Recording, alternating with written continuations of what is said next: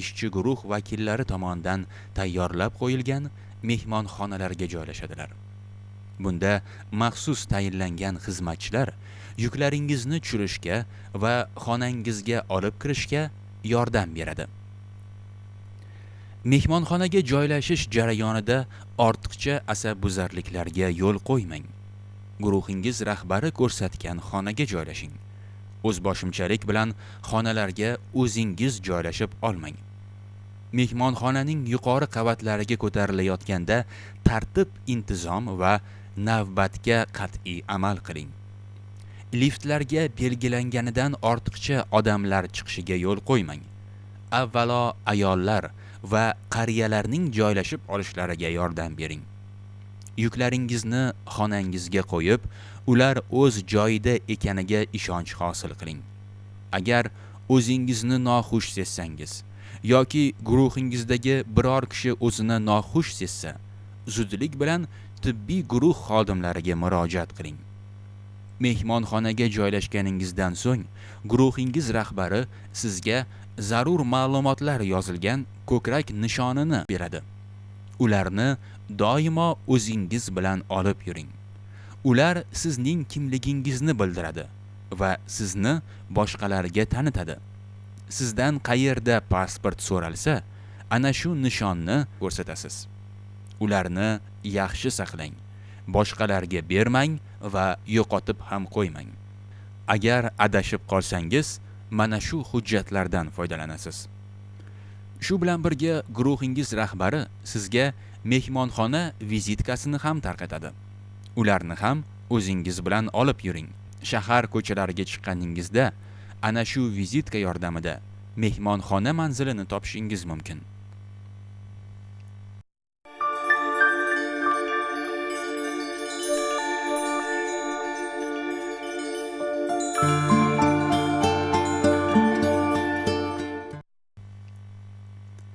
Mehmonxonalarga joylashib olganingizdan so'ng belgilangan vaqtda maxsus tayyorlangan avtobuslarga o'tirib, guruh rahbarlari boshchiligida Masjidul Haramga umra ibodatini ado etishga yo'l olinadi. Bunda quyidagi tavsiyalarga amal qilishingiz maqsadga muvofiqdir. Birinchi, tahorat qiling va ehromingizning pok ekaniga ishonch hosil qiling. Umra ibodatini ado etishga tayyorlaning. Ikkinchi, umrani ado etish, tavof, sa'y qilish, ehromdan chiqish va boshqa amallarni bajarishga sizni guruh rahbari olib boradi. Shu sababli guruhingiz rahbari bilan birga bo'lishga, guruhdan uzoqlashmaslikka harakat qiling. Aks holda adashib qolasiz. Uchinchi, umrani ado etgandan so'ng guruh rahbari bilan kelishilgan joyda to'planing. To'rtinchi, biror sabab bilan yo'lda adashib qolsangiz, ko'krak nishoni yoki bilak tasmasida ko'rsatilgan raqamlar vositasida ishchi guruh vakillari bilan bog'lanishga harakat qiling. لبيك اللهم لبيك لبيك لا شريك لك لبيك إن الحمد والنعمة لك والملك لا شريك لك. Masjidul Haramga yetib kelganidan so'ng ziyoratchi safarida niyat qilgan asosiy amallardan biri umra ibodatini ado etishga kirishadi.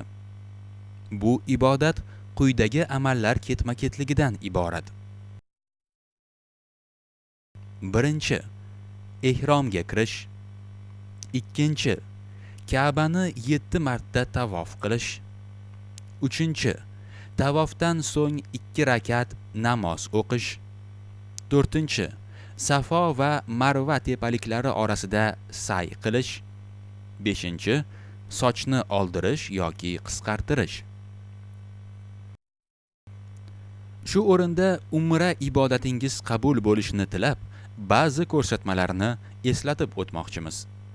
Birinchi, umra paytida Allohga ixlos bilan ibodat qilinadi. Ikkinchi, Baytullohga kim kirsa omonlikda bo'ladi. Demak, daraxtlar kesilmaydi, qushlar ovlanmaydi, cho'chitilmaydi, umuman jonivorlarga ozor berilmaydi. 3. Ibodat qilayotganingizda ehromingiz pok bo'lishi lozim. Ibodatgohga uning asosiy eshiklaridan biri orqali o'zini xokisor tutgan holda talbiya aytib kiriladi. Ka'batullohga nigoh tushishi bilan Allohu akbar deb takbir va la ilaha illalloh deb tahlil aytiladi. So'ng quyidagi duo o'qiladi.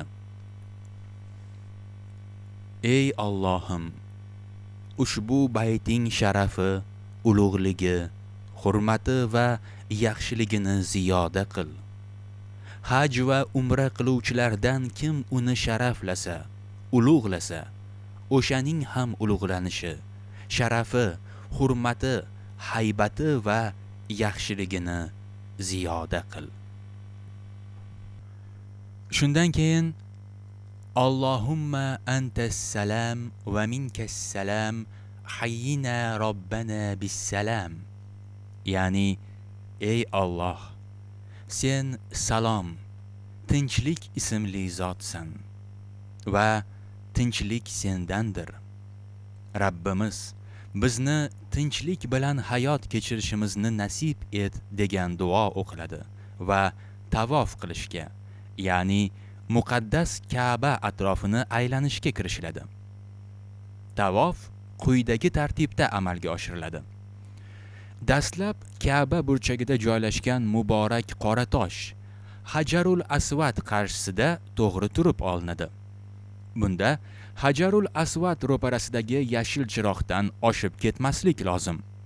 Ushbu yashil chiroq har bir tavofning boshlanish va tugash joyi hisoblanadi. Tavofni boshlashdan oldin erkaklar ridoni o'ng yelkani ochiq turgan holatda o'rab oladilar. Bunda rido o'ng qo'ltiqdan o'tkazilib, chap yelka yopiq holda Baytullohga qaratilib turib olinadi. Tavofni boshlash uchun qo'llar ko'tarilib, Allohu akbar deb takbir aytiladi. So'ng iloji bo'lgan taqdirdagina Hajarul Asvad o'piladi. Uni o'pish sunnat hisoblanadi. Musulmonlarga ozor bermaslik esa vojib amallardandir. Shuning uchun Hajarul Aswadni o'pish imkoni bo'lmasa, unga qo'l bilan ishora qilib, qo'lni o'pishga ruxsat berilgan. Bu holat istilom qilish deyiladi. Shundan so'ng qisqa, shahdam qadamlar bilan yurish boshlanadi. Bunday yurish raml deyiladi.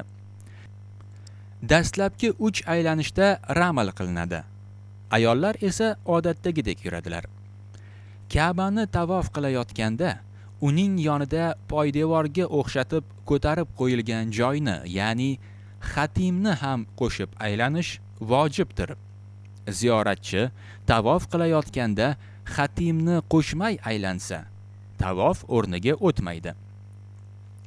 Xatimdan o'tib Ruknul Yamani, ya'ni Ka'baning o'ng burchagiga yaqinlashganda uni o'pishga harakat qilinadi.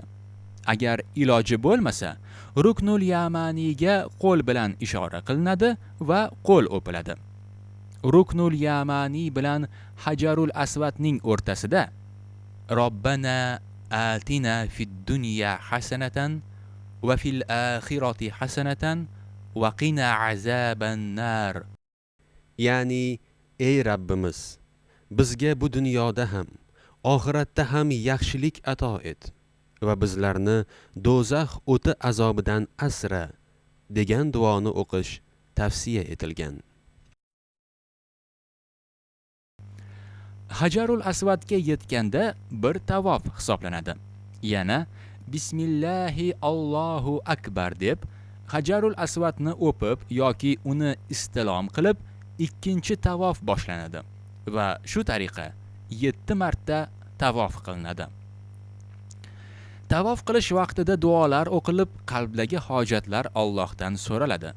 7 marta tavof qilingandan so'ng maqomi Ibrohim atrofidagi belgilangan joy yoki unga yaqin yerda 2 rakat namoz o'qiladi. birinchi rakatda Fotiha surasidan keyin Kafirun, ikkinchi rakatda esa Ixlos suralarini o'qish tavsiya etilgan. So'ng Allohga iltijo qilib duolar qilinadi. Keyin ibodatgohning ichida ziyoratchilar uchun tayyorlab qo'yilgan Zamzam suvidan to'yib ichiladi va Ka'baga qarab duo qilinadi. Zamzamdan to'yib ichish mustahab amaldir. Rasululloh sallallohu alayhi va sallam ushbu suvning fazilati haqida shunday marhamat qilganlar. Zamzam suvini nima niyatda ichsangiz, shu niyatga erishasiz. Zamzam suvini ichganingizdan so'ng ibodatgohning ichida ko'rsatilgan yo'l orqali Safo tepaligiga chiqiladi. Aynan Safo tepaligidan boshlab sa'y amalini ado etishga kirishiladi. Bunda dastlab Baytullohga qarab Allohu akbar, so'ng esa la ilaha illalloh deyiladi. Rasulullohga salovatlar aytilib, duolar qilinadi va Marva tepaligi tomonga qarab yuriladi. Marva tomonga qarab yurishni quyidagi oyatni o'qish bilan boshlash maqsadga muvofiq. Innas safa wal marwata min sha'airillah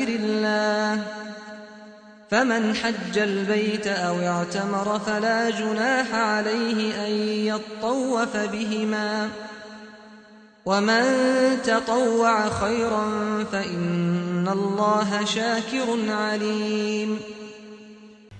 Albatta Safo va Marva tepaliklari Allohning shiorlaridandir.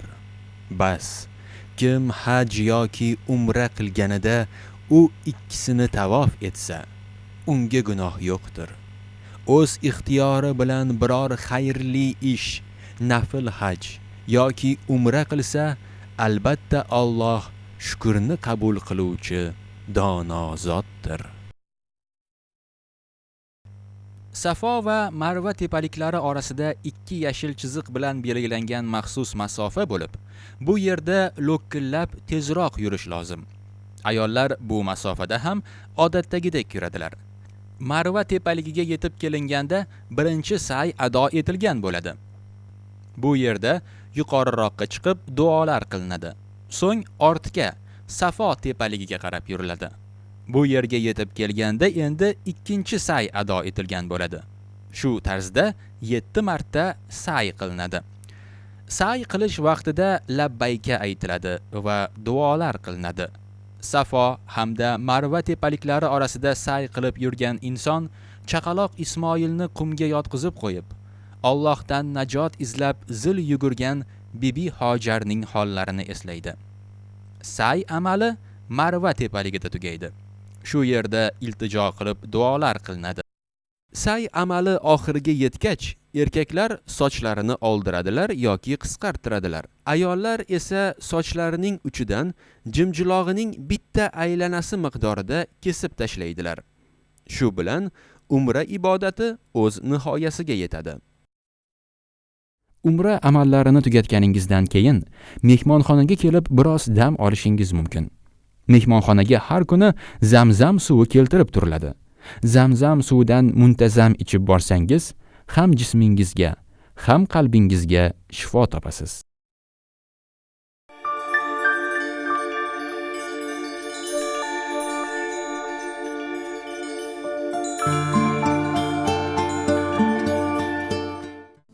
Muhtaram ziyoratchi, siz Makkada Allohning mehmonidirsiz. Farz namozlaridan tashqari nafl namozlarini ham ko'proq ado qiling. Mehmonxonadan uzoq ketib qolmang. Biror sabab bilan tashqariga chiqsangiz, albatta guruhingiz rahbariga ma'lum qiling. O'zingizni quyoshga oldirib qo'ymang. Agar holingiz kelmasa, hamma farz namozlarini haramda ado etish shart emas. Mehmonxonaga yaqin masjidlarga borsangiz ham bo'ladi. Ibodatdan boshqa narsalar bilan ovora bo'lmang. Bu yerga nima maqsadda kelganingizni unutmang. Yashab turgan xonangizni ozoda saqlang.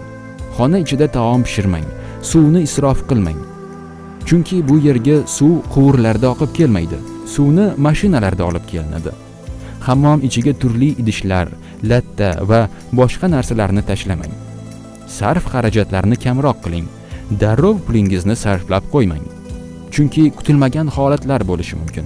Sog'lig'ingizga e'tibor bering. Turli muammolardan uzoq bo'lishga harakat qiling.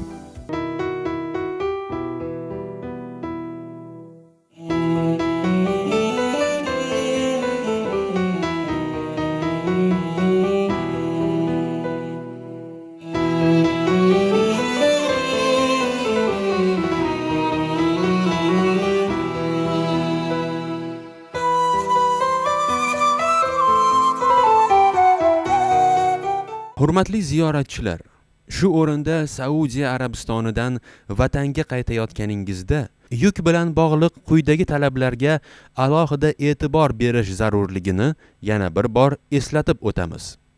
Birinchi, o'zingiz bilan ortiqcha yuk olmang. Chunki ortiqcha og'irlik avialayner parvoziga salbiy ta'sir ko'rsatadi. Ikkinchi, oson yirtiladigan qop, xalta, sintetik sumka, qulflanmaydigan chamadonlar bagajga qabul qilinmaydi. Uchinchi, bagajga beradigan yuklaringizda o'z ismingiz, guruhingiz, telefon raqamingiz haqidagi ma'lumotlarni yozib qo'ying. To'rtinchi, bir dona bagajning vazni sizga hadya sifatida beriladigan zamzam suvi bilan qo'shib hisoblanganda 30 kilogramdan oshmasligi shart. Har 1 kilogram ortiqcha yuk uchun 10 AQSh dollari miqdorida haq to'lanadi. 5. Samolyot ichiga 5 kilogramdan ortiq qo'l yuki kiritilmaydi. 6. O'zbekiston havo yo'llari tomonidan qo'yilgan talablarga ko'ra, zamzam suvi hamda boshqa suyuqliklarni samolyot saloniga olib kirish taqiqlanadi. 7. Pichoq, qaychi, igna va shunga o'xshash o'tkir ashyolar samolyot saloniga kiritilmaydi. 8. Umumiy uch o'lchami 115 santimetrdan katta bo'lgan buyumlar samolyot saloniga kiritilmaydi. Hojilar vatanga qaytishlaridan oldin Ka'bada vidolashuv tavofini ado etadilar. Tavof ado etilgandan so'ng Ka'batullohga yuzlanib turgan holda orqaga yurib ibodatgohdan chiqiladi. Shundan keyin belgilangan kuni ziyoratchilar guruh rahbarlarining hamrohligida avtobuslarga o'tirib Jidda shahri tomon yo'l oladilar.